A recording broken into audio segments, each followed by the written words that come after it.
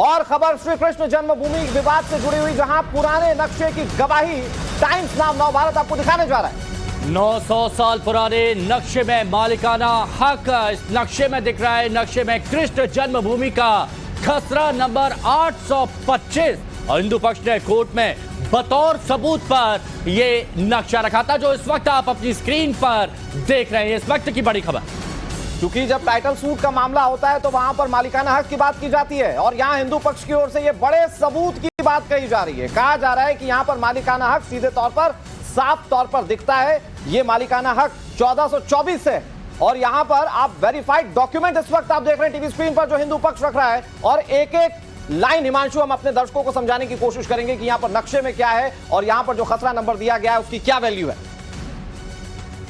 और देखिए, ये आप लोग बखूबी जानते होंगे, जो बड़े बुजुर्ग हैं वो भी जानते होंगे, जब कोई मकान या फिर कोई जमीन ली जाती है, खसरा खतौनी, ये सारे शब्द बखूबी परिचित होंगे इन सारी चीजों से। और इस वक्त कृष्ण जन्मभूमि विवाद में पुराने नक्शे की गवाही जो इस वक्त आप अपनी स्क्रीन पर देख रहे हैं, टाइम्स नाउ नवभारत एक्सक्लूसिवली दस्तावेज आपको दिखा रहा है। नक्शे में कृष्ण जन्मभूमि का खसरा नंबर 825 हिंदू पक्ष ने इसे कोर्ट में बतौर सबूत रखा था और वो इस वक्त हम आपको दिखा रहे हैं।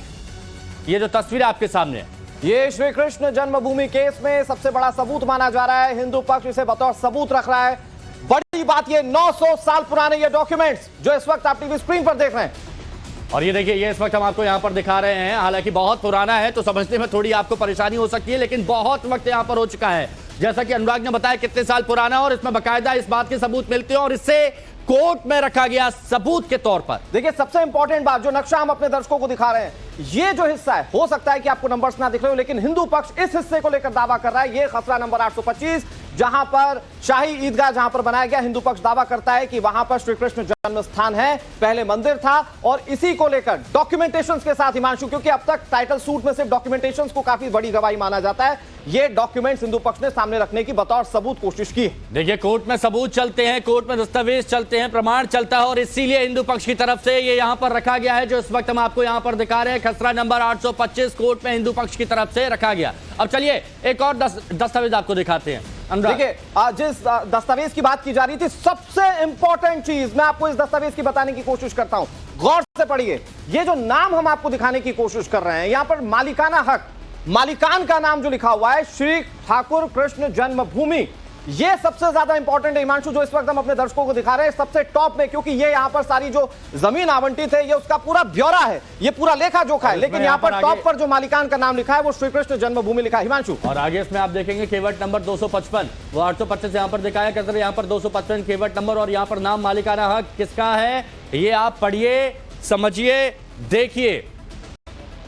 ये खेवट नंबर 255, ये बहुत इंपॉर्टेंट है। कहा जा रहा है कि ये वही हिस्सा है, ये वही क्षेत्र है श्री कृष्ण जन्मभूमि का, जहां पर प्रभु श्री कृष्ण का जन्म स्थान है। और इसे लेकर जो हिंदू पक्ष है वो दावा कर रहा है। मैं एक बार फिर से आपको नाम दिखाता हूं। कितनी जगह पर आपने देखा होगा कि भगवान का मालिकाना हक हो, यहां पर बतौर दस्तावेज यहां पर भगवान के नाम को लिखा गया, इंगित किया गया। सबसे टॉप पर ये डॉक्यूमेंटेशन जो हिंदू पक्ष मानता है, एक बार फिर से साफ कर दें, ये टाइम्स नाउ नवभारत का स्टैंड नहीं है, ये सबूत हिंदू पक्ष रख रहा है। और इस सबूत में सबसे टॉप पर जिसका नाम है वो श्री कृष्ण जन्म स्थान का नाम है। कहा जा रहा है कि यो जो क्षेत्र जिसमें शाही ईदगाह को मुस्लिम पक्ष अपना बताने का दावा कर रहा है, हिंदू पक्ष कह रहा है कि यहां पर पहले से ही मालिकाना हक जो है वो ठाकुर श्री कृष्ण का है। ये श्री कृष्ण जन्म स्थान पर पहले ही जमीन आवंटित की जा चुकी है। तो ये तस्वीरें जो आप यहां पर देख रहे हैं, सबूत यहां पर आप देख रहे हैं, ये कोर्ट में भी यहां पर रखे गए हैं और हिंदू पक्ष ने कोर्ट में बतौर सबूत भी ये नक्शे यहां पर रखे थे। और टाइम्स नाउ नवभारत भी इसमें आपको दिखा रहा है कि क्या कहते हैं वो दस्तावेज जो पुराने वक्त के हैं और उन दस्तावेजों में क्या कुछ लिखा हुआ है, ये स्पष्ट होना चाहिए, ये सभी को समझना चाहिए और इसीलिए ये इस वक्त आपको दिखाया जा रहा है। मैं एक चीज और हिमांशु अपने दर्शकों को बताना चाहता हूं, जो आपके ठीक पीछे ये सत्य प्रतिलिपि है। यहां पर डेट, तारीख, जब ये दस्तावेज निकलवाया गया था, देखिए यहां पर सिग्नेचर है बकायदा, 2022 के सिग्नेचर है। लेकिन 2022 के दस्तावेज जरूर है, मालिकाना हक कब का है? क्योंकि अगर सरकारी दस्तावेजों की बात करें तो यहां पर सारी चीजें फाइलों में बतौर रिकॉर्ड्स रखी जाती हैं। और एक बार फिर से जब इसको 2022 में देखिए, ये सत्यापित जो किया गया वो ये हिस्सा है और इस हिस्से में आप देखिए कि बतौर सिग्नेचर जो अथॉरिटी है उससे सिग्नेचर करवाते हुए 2022 में से निकलवाया गया। और ये वो पूरा दस्तावेज जो आप टीवी स्क्रीन पर देख रहे हैं, जिसमें आप देख पाएंगे कि भगवान श्री कृष्ण का नाम उस जमीन पर रिकॉर्ड है।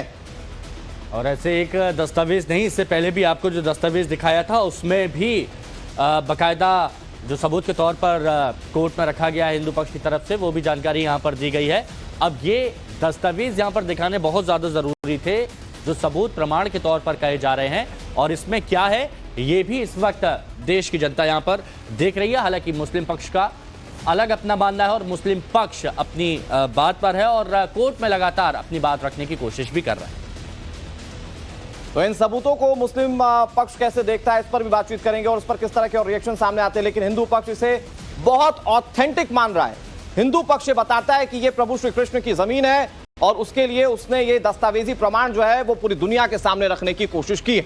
900 साल पुराना नक्शा, 800 साल पुरानी जमीन की लगान का रिकॉर्ड कृष्ण जन्मभूमि विवाद में हिंदू पक्ष की ओर से बड़े सबूत के तौर पर सामने रखा गया है।